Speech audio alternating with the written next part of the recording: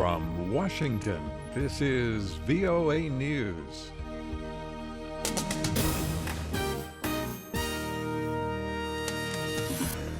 I'm David DeForest reporting U.S. Secretary of State John Kerry is seeking the support of Saudi Arabia in strengthening a cessation of hostilities agreement in Syria. The efforts come ahead of a broader set of talks on regional crises coming later this week.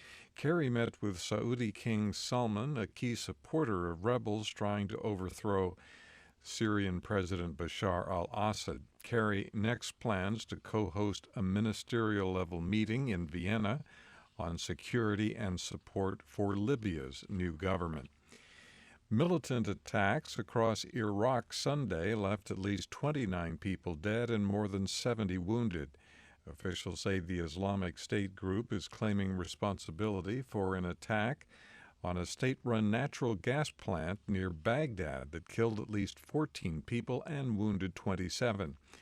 The suicide bomber blew up a car in the front gate of the facility. Then at least 6 militants wearing explosive vests entered it and engaged in gun battles with security forces.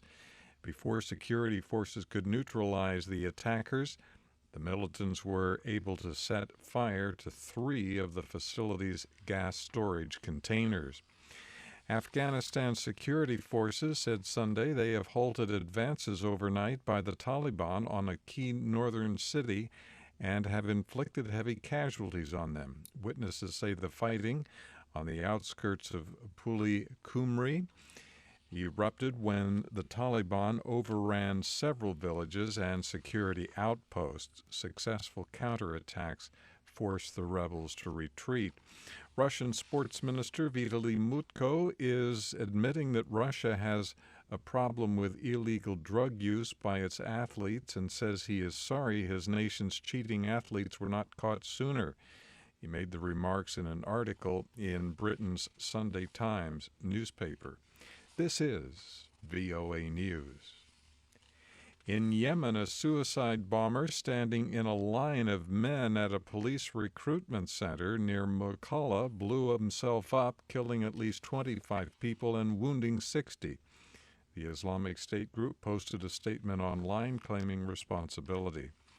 British authorities say a suspicious device they found Sunday at the Manchester United football stadium was not a viable bomb.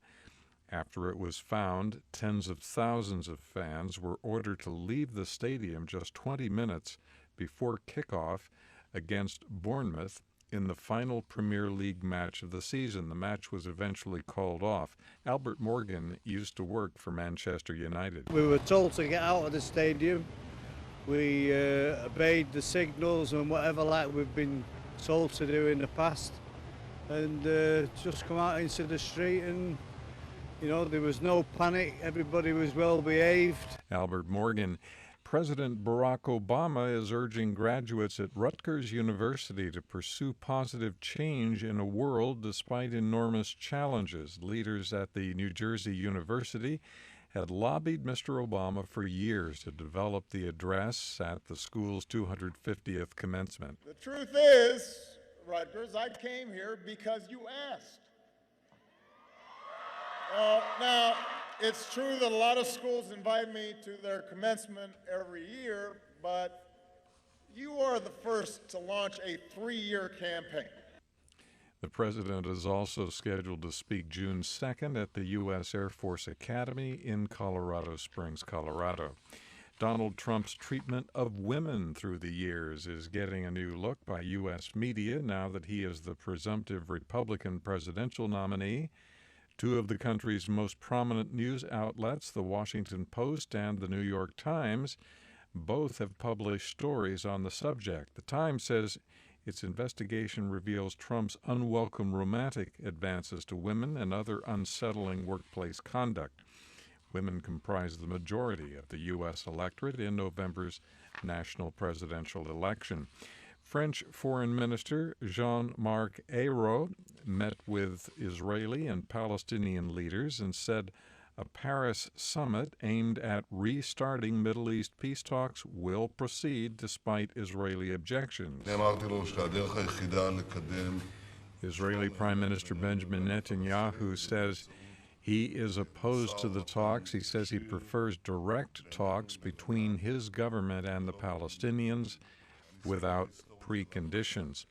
Police in Bangladesh say they have arrested a suspected Islamist extremist in connection with the recent deaths of an outspoken homosexual rights advocate and his friends. The two were hacked to death in a Dhaka apartment last month by at least 6 men who stormed in with machetes and machine guns.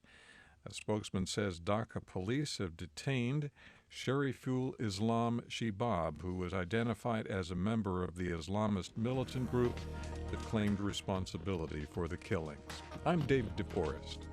That's the latest world news from VOA.